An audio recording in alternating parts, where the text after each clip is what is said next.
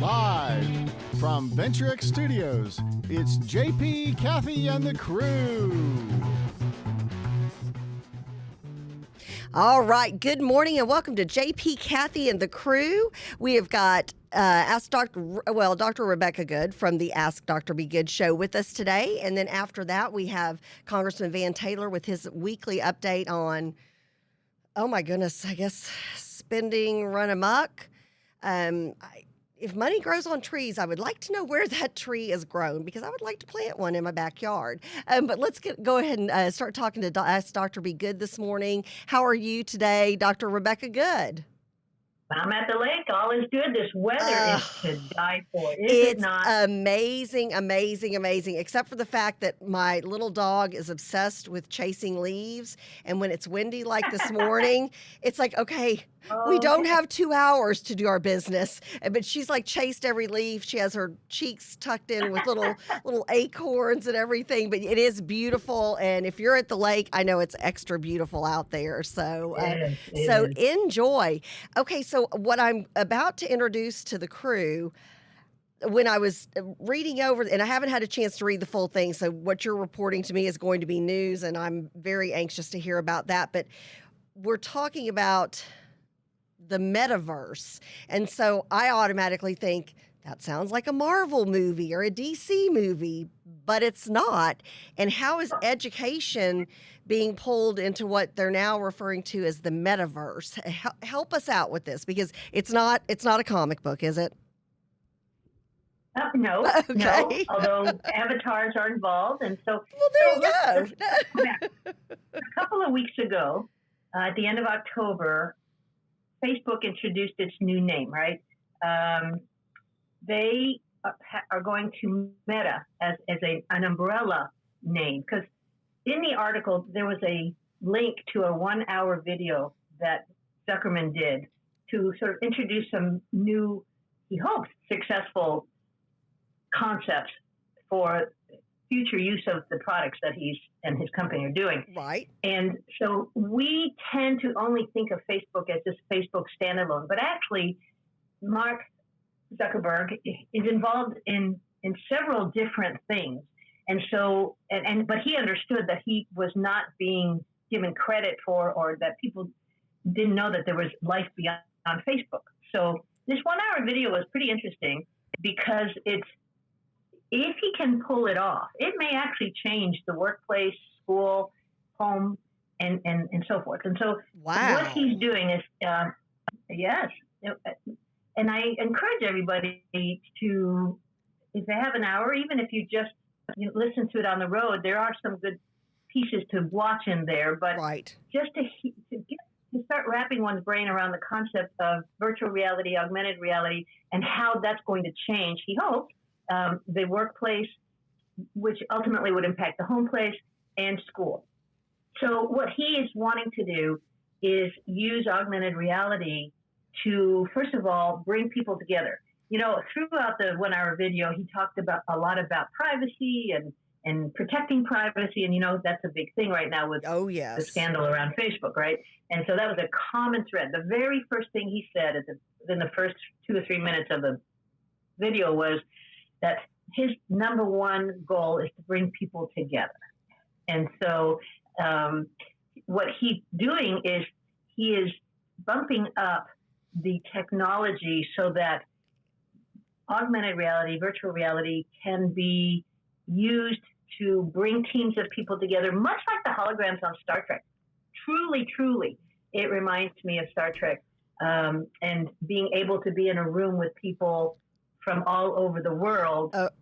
Going over, So, Dr. Good, you're talking beam me up, Scotty? Well, our hologram, yes. And so we would have, instead of, as we're working from our house, we're actually, though, creating the work environment that actually looks like our office. And because people work better when they feel like they're in an office setting, although you don't have the commute and the traffic and all that. Right. And so he has tried for years to sell his virtual reality goggles, but not had much success. They're clunky, they're expensive, and he is actually working on a better set of those. Plus, he's also working on glasses. Glasses, right now you can buy glasses through Ray-Ban. He has done he's working with Ray-Ban to have glasses where you can answer your phone, you can talk as if it were a phone. Right. So that you're not, he feels like it's safer than walking with the phone in front of your face. Okay, well, that's an interesting concept. It costs $299, and it sounds like I'm selling them, but all of this is, it's opening up new understandings of the possibility of how that it can impact our schools and our school curriculum. Right. And he did touch on that. He gave an example of a young lady who is studying astrophysics, and she goes into the Metaverse and surrounds herself with Saturn and is looking closely at the rings around Saturn and all that. And so it is a way of bringing things alive. And then there was another example of a student who becomes an avatar and goes into early Rome, and so is wandering the streets of early Rome and seeing what it looked like to be in Rome, 1,000 years ago. And so all of those have really good possibilities. Now, what's interesting to me is that the adults in public education have not shown much of an interest in adding this to the curriculum right now. They shared an example of having this available at several education conferences, and educators not being very open to the concept of buying new stuff, which I find interesting because I would think, and maybe it's time to have kids be part of that decision-making around what should be added. I would have thought that because, and I'm reading all sorts of articles about how much loss we've had during the pandemic, right? I mean, we weren't doing super great in our national test scores against other states and countries anyway. And now with the pandemic, we've lost 10 years worth, according to the Commissioner of Education.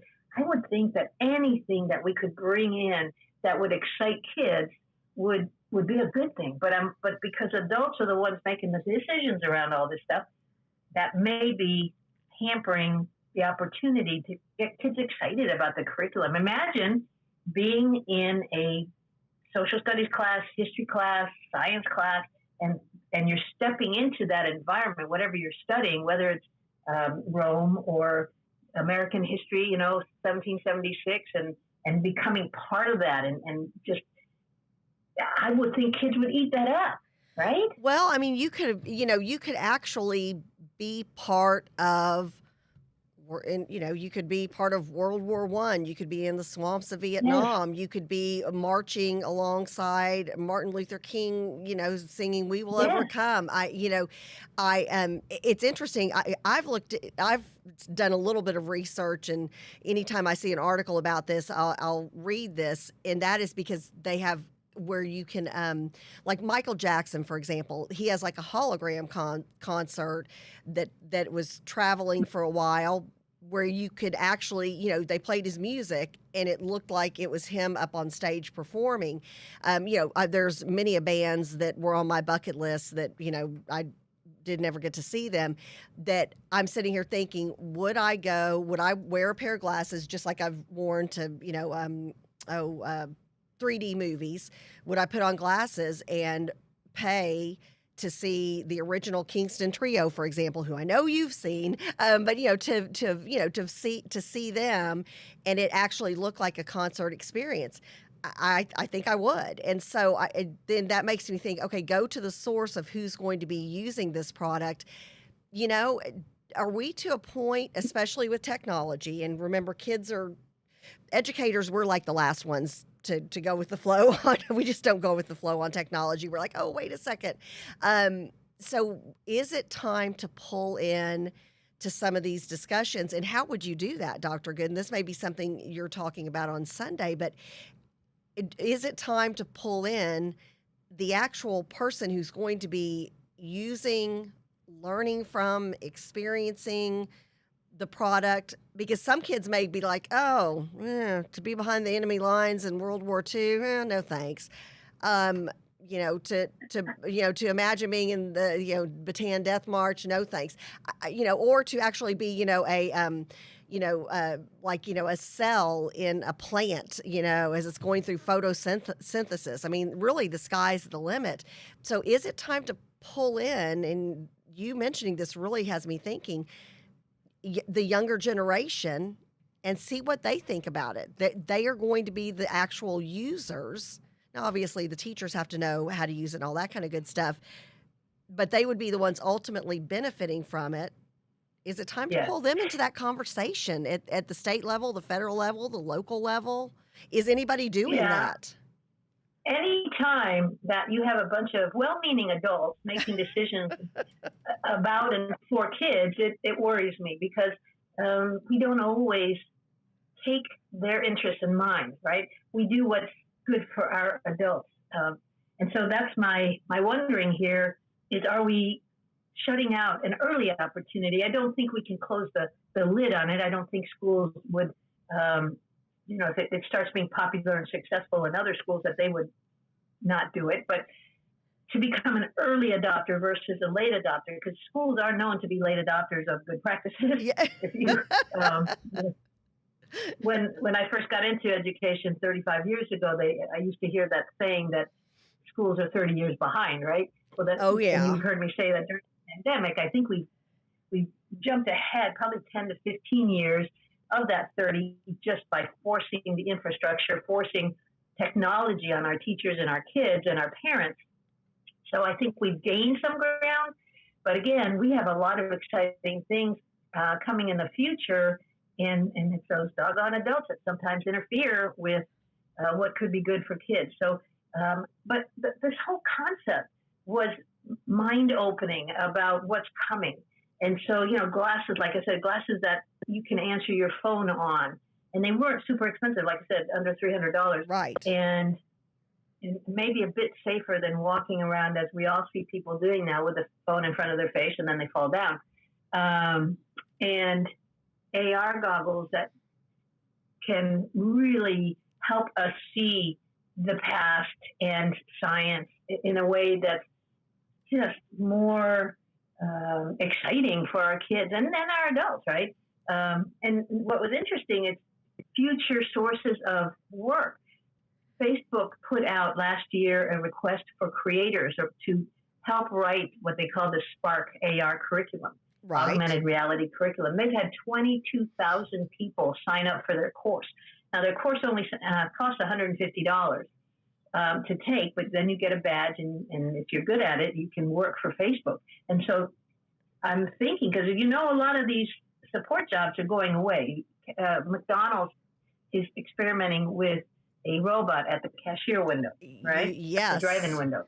Oh, well, Dr. Good, we went on my son's 18th birthday. He wanted to go to this Korean barbecue place, which was phenomenal.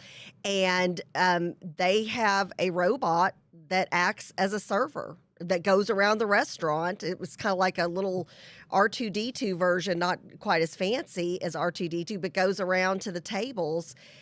And I'm sitting here thinking, is this the future? I went into a grocery store the other day, no more regular checkout things, and I'm so not a fan of self checkout. It's the workforce is changing. So what do we do to change with it to make sure there are still jobs 10, 20, 30, 40, 50 years from now? Well, and here we are. I feel like I'm bringing this novel concept to maybe some baby boomers who need to know this for a couple of reasons. One is we need to keep up, right? I mean, the world is changing fast. Right. But are these opportunities, job opportunities for our kids, our grandkids, right? To say, hey, I heard that Facebook is looking for AR curriculum writers, and that is to do things like create these Roman history times and science and all that. And so it could be that our grandkids are big tech kids now anyway, and let's put them to work for Facebook. And I shouldn't call it Facebook. I should call it Meta. Right. Because again, that's that umbrella. And under the umbrella are the collaboration with Ray-Ban and doing the AR, doing the virtual VR, virtual reality. And so what they're trying to help us see is that there's a whole metaverse, get it, universe, metaverse out there of how technology will change our life in the 21st century way, and late 21st century way, for those of us who are open to that concept. So thanks for the opportunity for letting me do this, because I really feel like sometimes we settle in our ways and we don't keep up. Right. But, we need to stay relevant, whether it's just to be relevant with our grandkids and our kids and so forth, but to know what's happening. I think the more relevant I try to be with my now 18 and 22-year-olds, they're like, oh gosh, like the more I try to be hip, if you will, and you know me well enough, Dr. Good, you're laughing because you're like, oh yeah, that's probably ugly. You know, when I try to throw the word extra out there, talk about the snapogram, they're just like, oh, Mom. I know. That's for JP if he's listening from the hospital this morning. Well, thank you so much. And then Ann had a question, and this is something to think about, and maybe you could cover on your show Sunday. It says, so are people, young and old, going to use the glasses for phone replacement and or learning, or will the glasses be used as a diversion from what is actually going on? So there are a lot of people who are going to wonder, oh, look at this new shiny toy. Is this distracting from us becoming sheeple or whatever the case may be? So anyways, I know Ann listens to your show and watches your show on Sunday, so that might be a good conversation for y'all then. Okay. Well, thanks for the question. That we've had glasses before that they have attempted to use as phones, and they didn't make it, if you'll remember a few years back.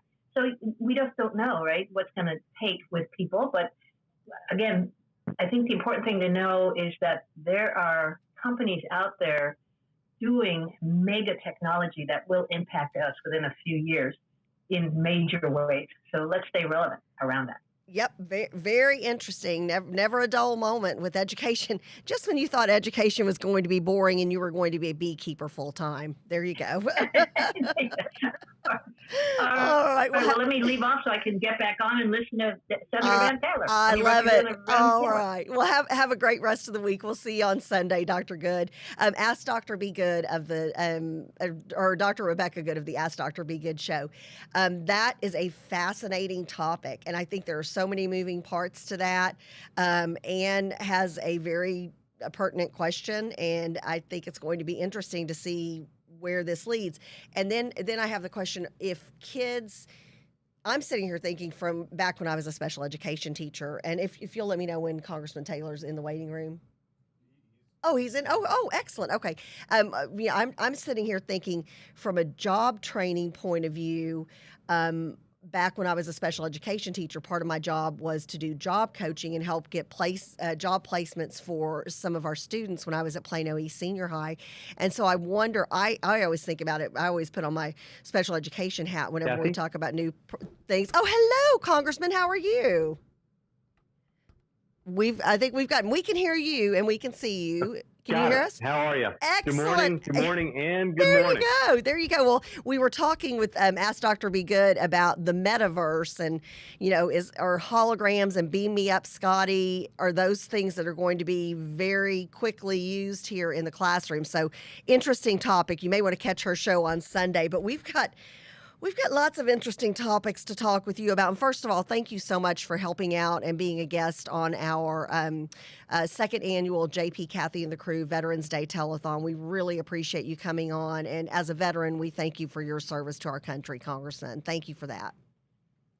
Well, thank you, Kathy. It was great to be on with you. It was a great event. I really enjoyed the opportunity to be there.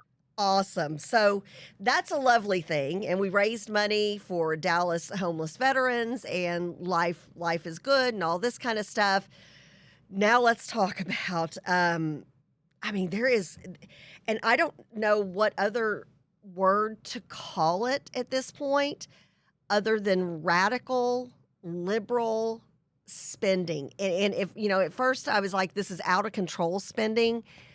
It's radical. I know there is not a money tree, but with the infrastructure bill that was just signed, it's like, nope. Is anybody in D.C., present company excluded, is anybody concerned about the fact that we're spending money that does not exist?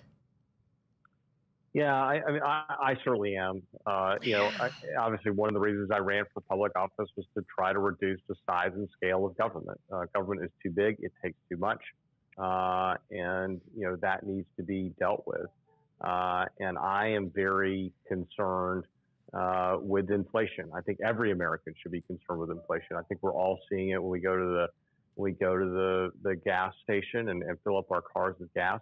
I think we're all seeing it when we go to the grocery store and price things. I mean, this is about to be the most expensive Thanksgiving meal in the history of our country. Yes. And it's because President Biden and Democrats in Washington are spending money we don't have, and they are printing money, and that is driving up prices beyond anything we've ever seen. And there are real ramifications. I mean, President Biden's war on energy is having a result. We're paying more at the pump.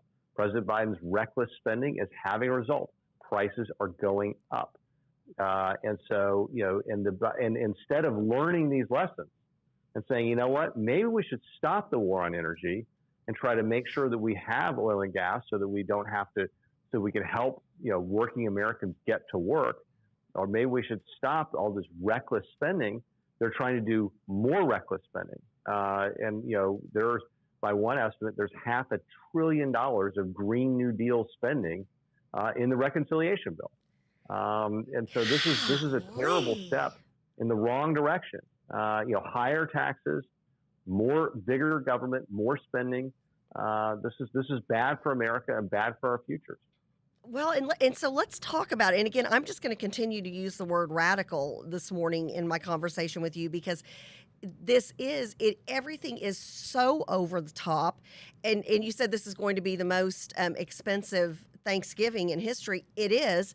There's also, you might not have a turkey for your family for Thanksgiving. There are things on the store shelves that are still missing because we do not have the capability or the I guess I should say the manpower to get things from point A to point B any longer. So let's talk a little bit about that, and then let's talk about some of the radical components of reconciliation that are being shoved down we the people's throats from D.C. Like, we don't have a choice.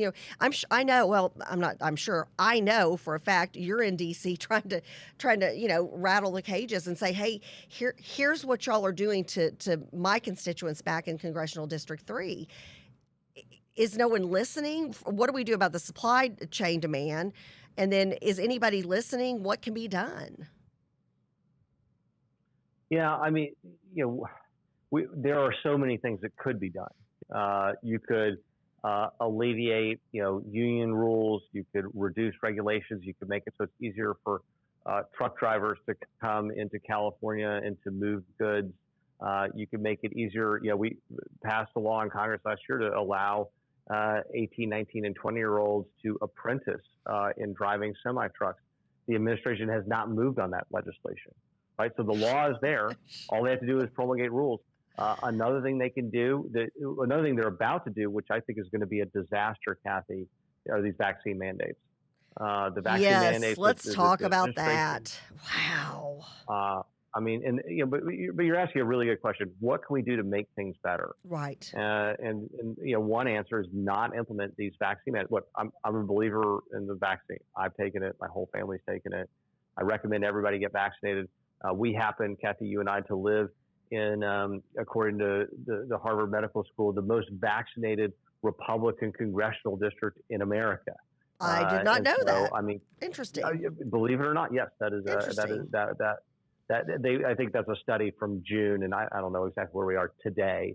But look, we're a very, relatively speaking, Collin County is a very vaccinated place. Okay. And so. And again, you're. I know you're okay, and sorry to interrupt, but I want to make sure if anybody's just now tuning into the show, you are a proponent of, hey, if you and your family and your doctor think the vaccine's a good idea for you, that's great, fine and wonderful. If you don't want to get it, or your doctor says you don't need to get it, or you've got religious, nobody should be forced into a vaccine situation. And I know Right. I've heard you say that a million times. Sure. Just wanted to make sure we made that clear. Sure. Well, no, and look, you've people who say, look, I've already been infected. I had a COVID positive case 6 months ago or a year ago. I have the antibodies. That person's safer according to according to a lot of science than someone who's just had the vaccine. The vaccine is not as effective as actually having been actually infected. Right. Right. So I could see someone saying, look, I don't want to get sick from the vaccine. And certainly a lot of people I know have had, secondary effects from the vaccine. But what I'm really worried about are these vaccine mandates. And so last week, the TSA said that they thought they could lose 20,000 employees by having a vaccine mandate. Well, understand they only have 60,000 employees. So if you lose a third of the TSA agents in this country, it is going to put and that's going to happen at the beginning of December, right before the holiday travel season.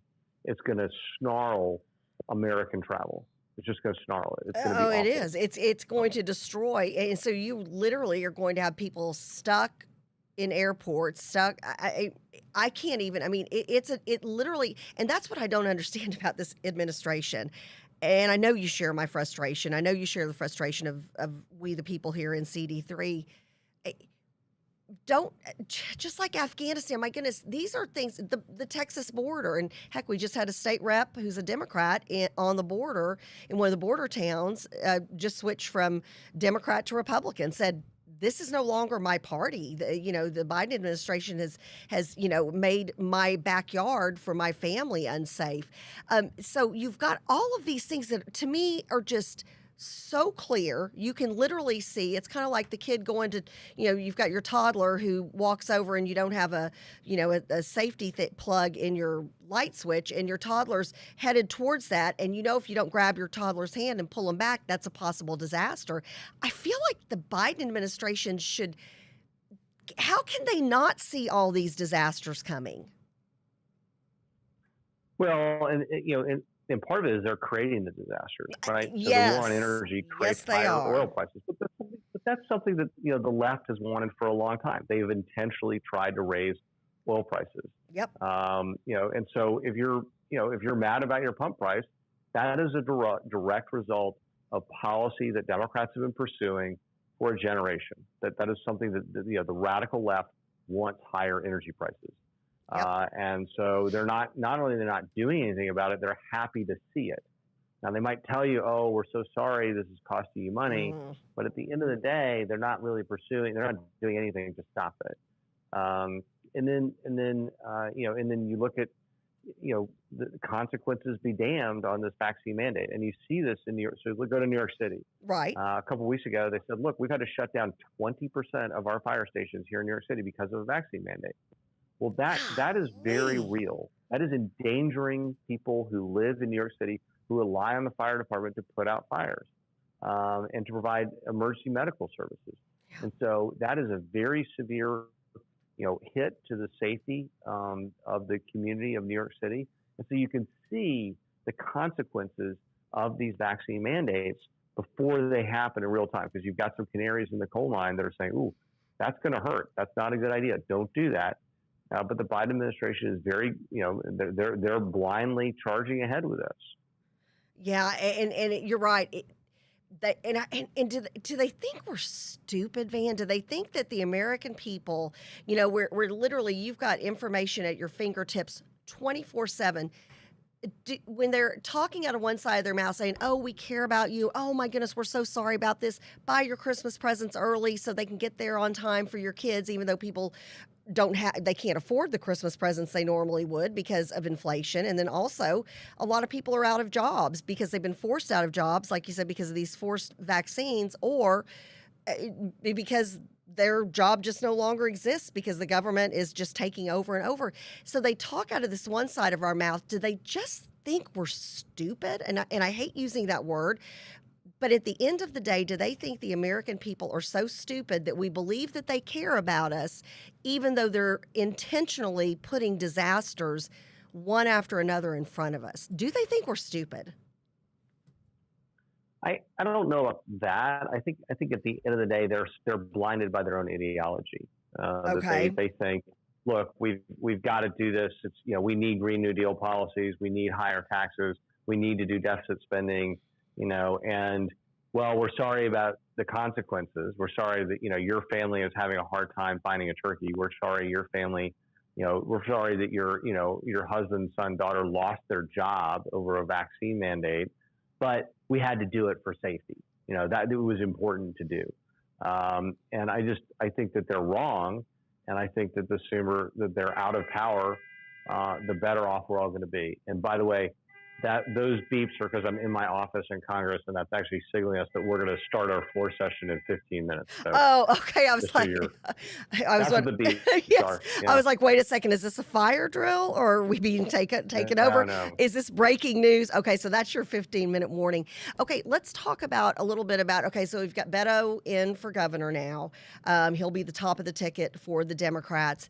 We have a gentleman in one of the border towns who's a state representative in the state of Texas who literally just switched. There was a thing with him and Governor Abbott the other day, switched from the Democrat Party to the Republican Party.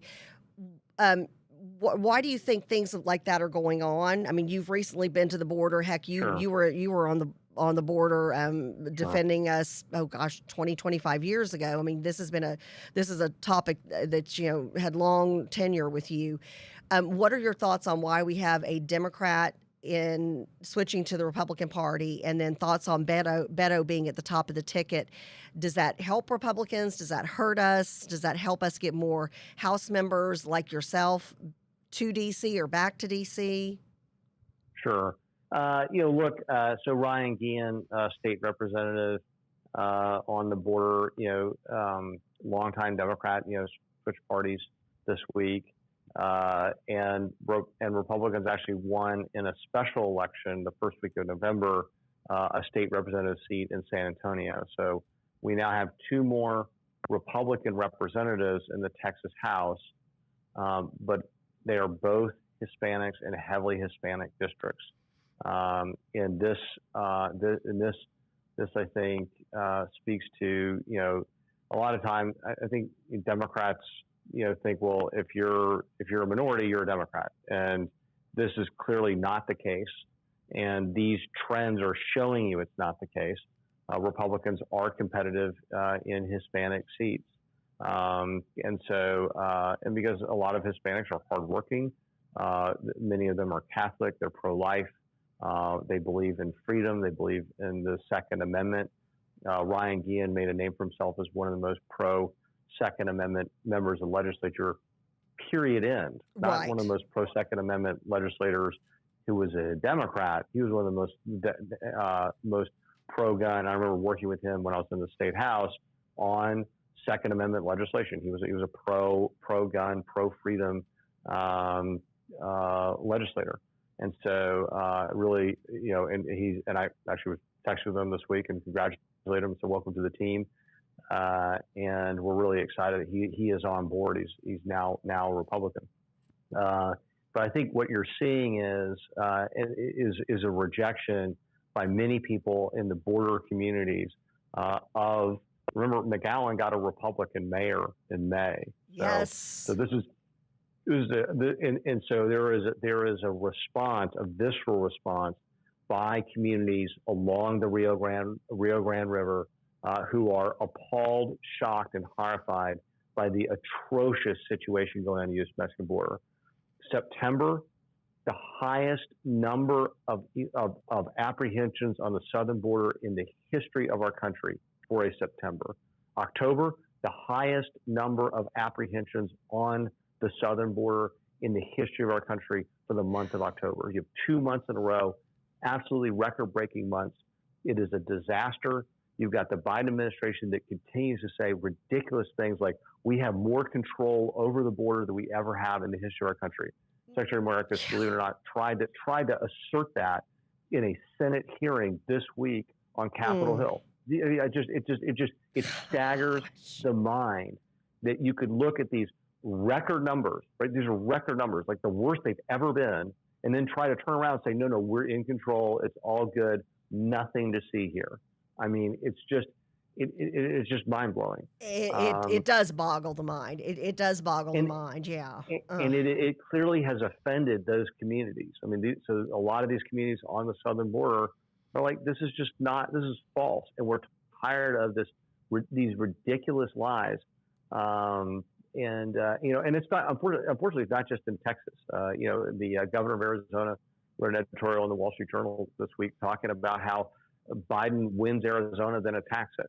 And he was specifically referencing the border policies. The policies on the U.S.-Mexican border have been atrocious. It's the most out of control it's ever been. It's created a humanitarian crisis. I was talking to one of my constituents just yesterday, a college student who was doing a project on immigration, and she kept saying over and over, there's a humanitarian crisis on the southern border, a humanitarian crisis. It's like, absolutely. Humanitarian crisis has been created by terrible policies by the Biden administration in a refusal to accept that there is a crisis. Right? I think that is the most infuriating part of it. I mean, at first you're like, okay, you guys are incompetent. Okay, now you're intentionally doing bad things. And now it's like, now you're trying to cover up that you've done bad things. Right. And I think that, it's hard not to be enraged by this. With the human suffering that I saw on the border just when I was down there a few weeks ago. Since I've been going to the border 25 years ago, it's the worst it's ever been. It is the worst it's ever been. It's demonstrable. It's in the numbers. There's no question about it. Mm. Well, and I know you've got to get onto the floor for voting, but Beto at the top of the ticket for the Democrats. I mean, here's what I've been telling people: you're pulling money in from everywhere. Beto represents the new radical left of the Democrat Party, right? Yes, he does. He is now on record saying, I'm going to confiscate your guns. I'm going to come and take them. We are going to take your guns from you. Yeah, I'm going to knock on your door. He is saying we definitely need to defund the police. He was, when he ran for president, he was very open borders. This new immigration plan, he seemed to be all for when he was running for president. So he is a new, the Green New Deal. He praises one of the best ideas he's ever seen which is when he was running for president. Yeah. So he represents, the fringe of the Democrat Party, which unfortunately, is what's running Washington. I mean, if you want someone who's going to implement the same policies that have made our border a disaster, the same policies that have driven up energy prices, the same policies that have made our streets unsafe and communities that have defunded the police, then Beto's your guy. That's the guy you want. But again, I think he represents a radical fringe group of the Democrat Party. But that is actually now the mainstream. I mean, that's what I see in Congress. I mean, there's a reason there's $500 billion of Green New Deal spending in the reconciliation bill the Democrats are trying to pass this week, because that is the mainstream of their party. It's what they believe. You're right. And here's the thing, we are going to, there's a lot of people who are saying, hey, there's no way he can get elected in the state of Texas. He's talked about knocking on doors and taking guns and confiscating guns, like you've mentioned. Here's the thing. He is going to bring a ton of money from California, from New York, from D.C., from all these special interest groups. He is going to bring a lot of money in to our state that we're going to have to compete with in order to get our message out there. So we do have to take him seriously. He brought in colossal sums of money. Yes. I think the most expensive Senate race a campaign had ever spent was about $40-something million. He spent $80 million in 2018. Just a staggering sum of money.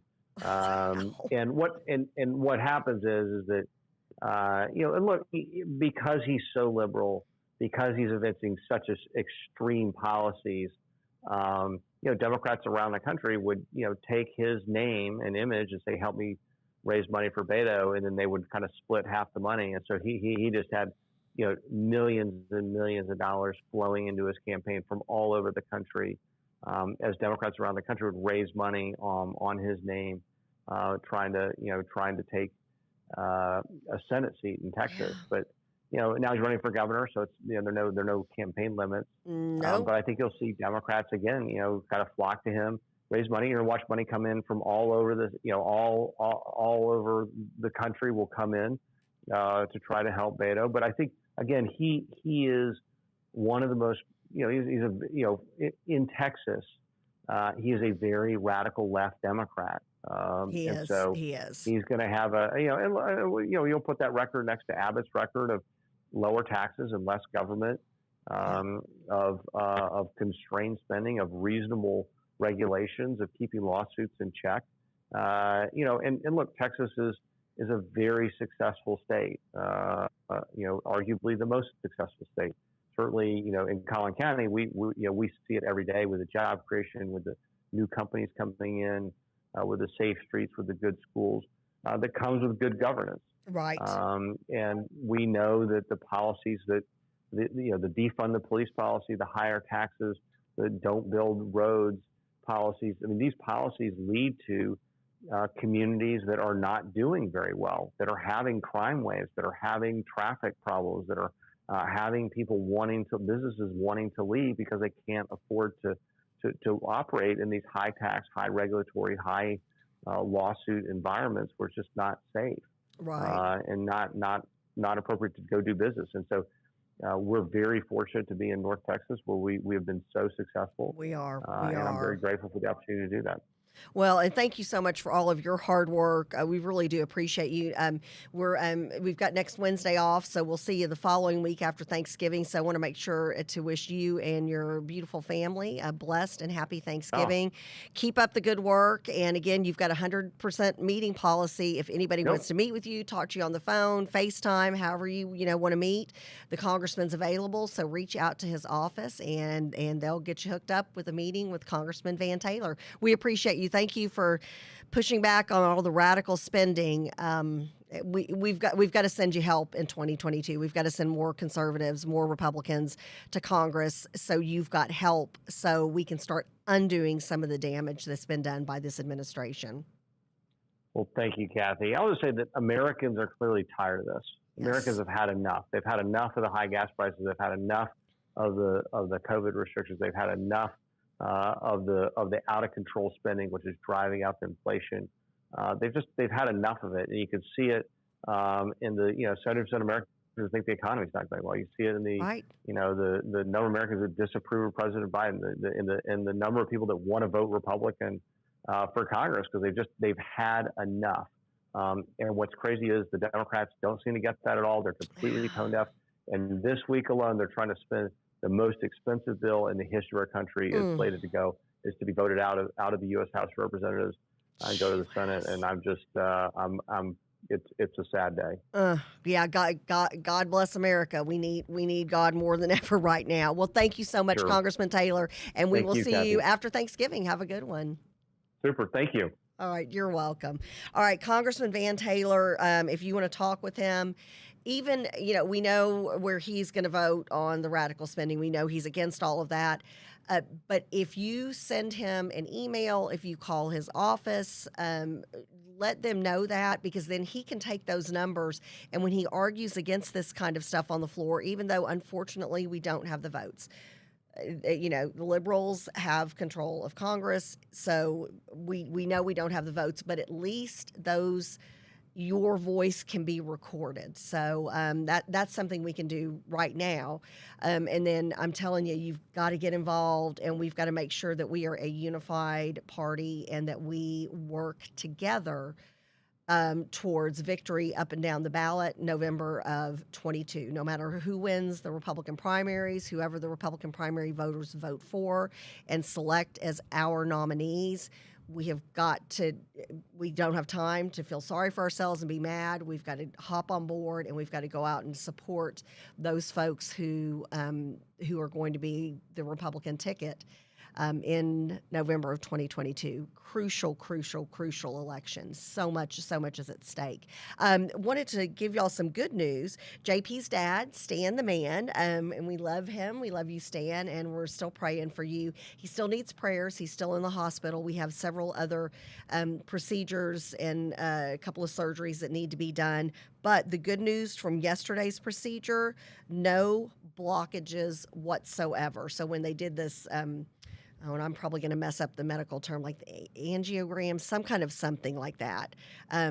Text JP, he can tell you the exact term, but there were no blockages at all, so that was the best possible scenario. So now they'll be able to move on with some of these other procedures. Again, JP just has been singing the praises of his father's doctor and the folks at Baylor Heart Hospital. So just if you'll keep him in your prayers, because they are working prayer warriors, so we appreciate you. And then on Friday, we've got in studio, we have Miss Texas, and she's bringing her fiddle this time, so we get to hear some of her talent. She's actually preparing right now for the Miss America competition, which is literally just weeks away. So we're all excited to cheer her on for that. And then we have Kit Whitehill, who is the incoming president of the Texas Federation of Republican Women. She'll be in studio as well. So it should be a fun day and a day with a lot of strong women in studio. So everybody have a blessed day, and we will see y'all soon. Be safe.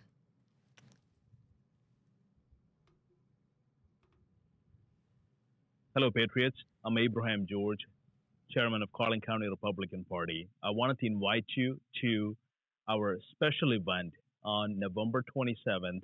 It's a gubernatorial debate happening here in Frisco, Texas at the Embassy Suites. Then we will open at 9 a.m. and our debate will start at 10 a.m. We will have a straw poll at the end. It will be your choice, your chance to voice your opinion. Who do you want to be your next governor of Texas? I would look forward to seeing you there. Come up and sign up. Come on and sign up at CarlinCountyGOP.org. You can get your tickets, and we would love to see you there. Thank you so much.